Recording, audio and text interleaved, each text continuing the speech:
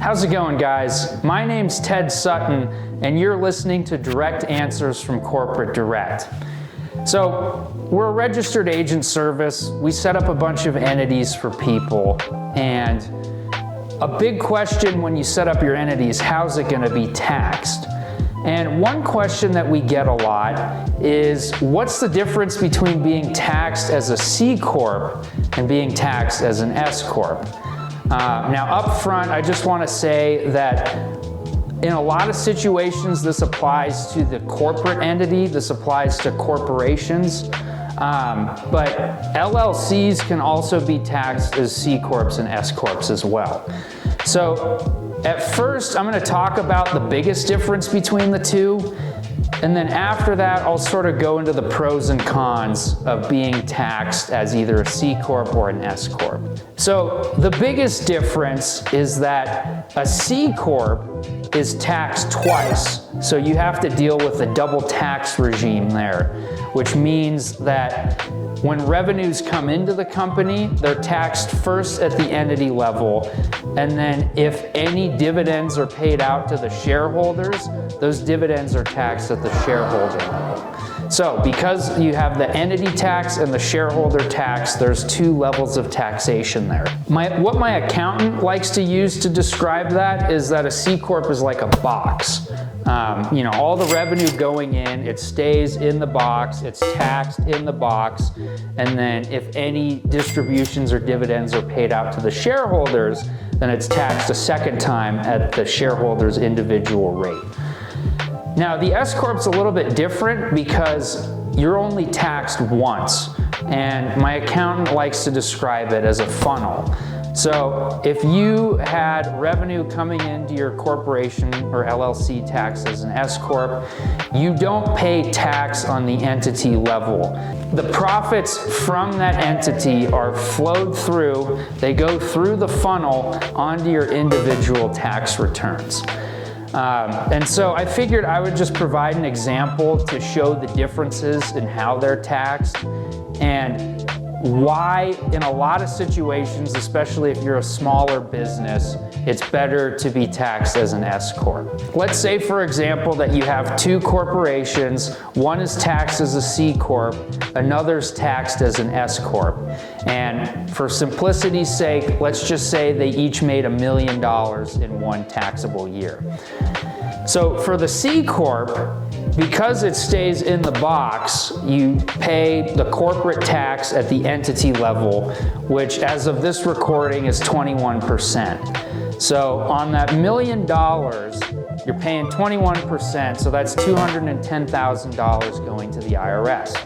Now, let's say that you're the sole shareholder of the corporation and you decide to pay what's left over you make a distribution to yourself.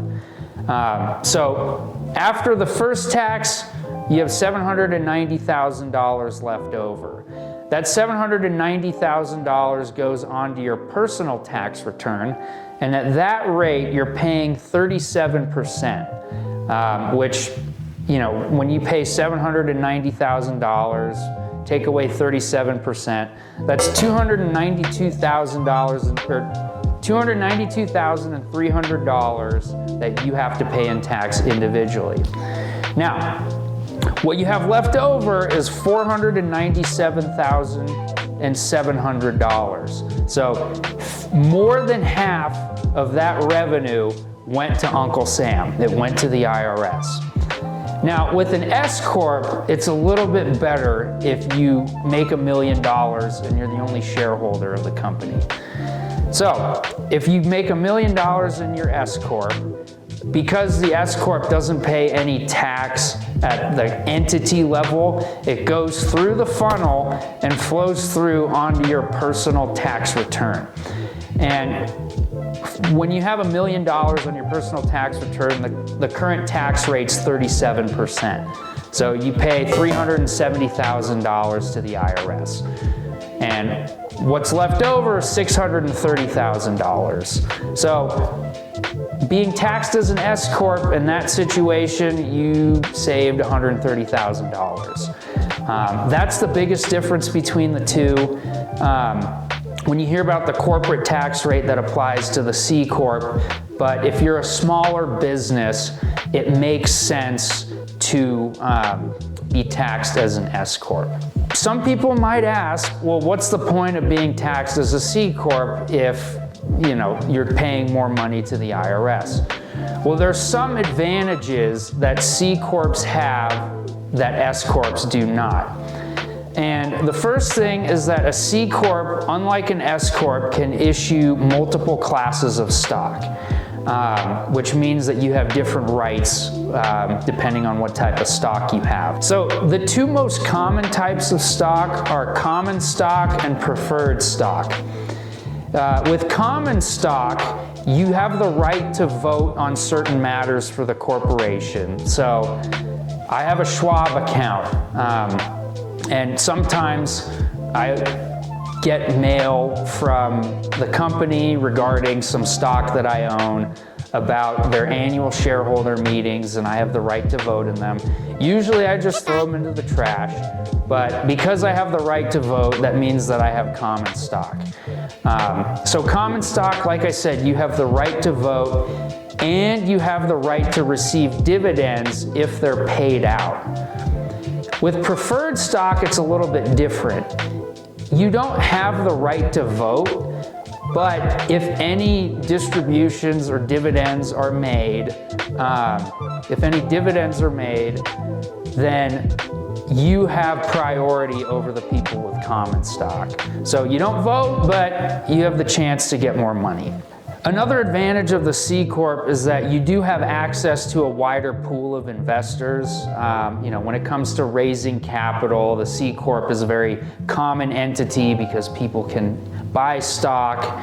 And another thing is that you don't have to be a U.S. citizen to own interest in to own stock in a C-Corp. And another thing is that you have access to the public markets. And in order to go public, so in order to go through the SEC and become a publicly traded company, another advantage of the C-Corp is that you have to be a C-Corp in order to go public. With the S-Corp, you unfortunately can't do that. Another thing is that with a C-Corp, you have a little bit more ownership flexibility. With S-Corps, they can only be individuals who are U.S. citizens or certain trusts. But with C-Corps, they can be U.S. citizens, foreign nationals, people who live abroad, and more trusts, and also other entities such as another corporation or another LLC. They can own an interest in a C-Corp. And another thing is that C-Corps have a lower tax on retained earnings. So retained earnings are the earnings that stay in the corporation's box that aren't distributed or paid as a dividend to shareholders.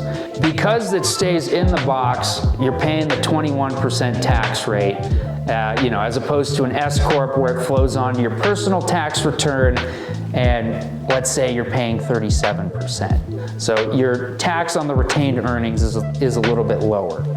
The biggest con of the C-Corp, as we described earlier, is that you have to face the double tax regime. As you saw in the example, the person is paying 50% in taxes based on the tax in the box at the entity level, and then also the tax at the shareholder level.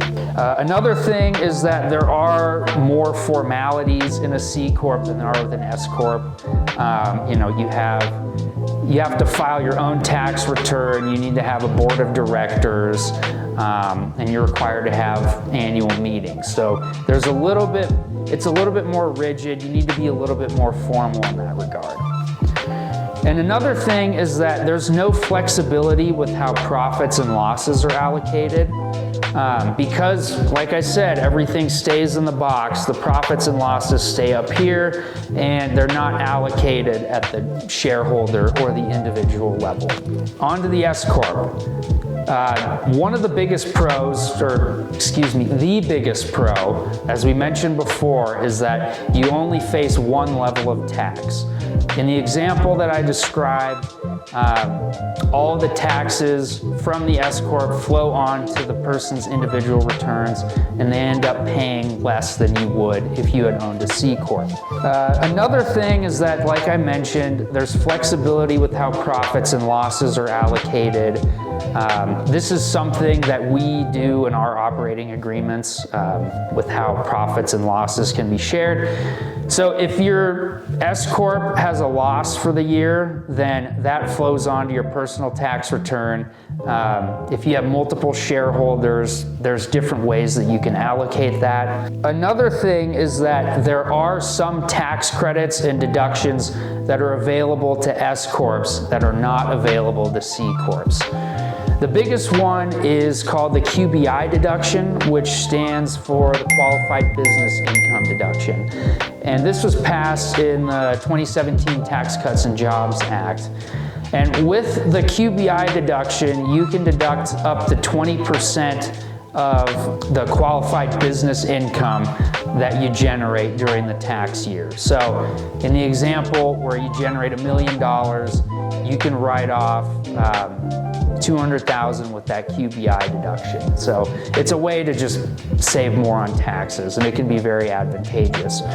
Now, there are a lot of other deductions and tax credits out there, but I'll leave those to ask to your accountant because they're definitely a lot more familiar with that than I am. But as I mentioned before, there are credits and deductions that are available to S-Corps that are not available to C-Corps.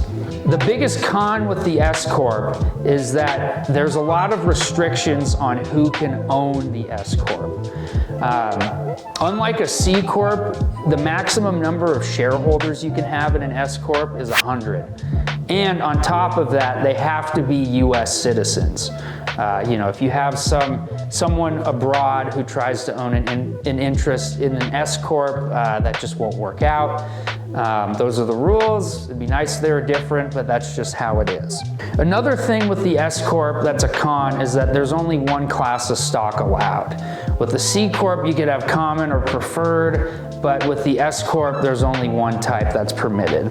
And as I mentioned before, S-Corps can only be owned by individuals and certain trusts, whereas C-Corps, there's a lot more flexibility with that. So those are the big differences between the C-Corp and the S-Corp. I hope you enjoyed this. I'll see you next time. You're still here. Well, before you go, make sure to like this video, subscribe to the channel, turn on that notification bell, and if you have any general and appropriate questions about anything, please feel free to leave a comment below. If you want a free 15-minute consultation from Corporate Direct, make sure to click the link in the description below for that. Now, since I'm an attorney, I have to say this. Watching this video is not legal advice, and no attorney-client relationship has been formed by you engaging in my content. I'll see you next time.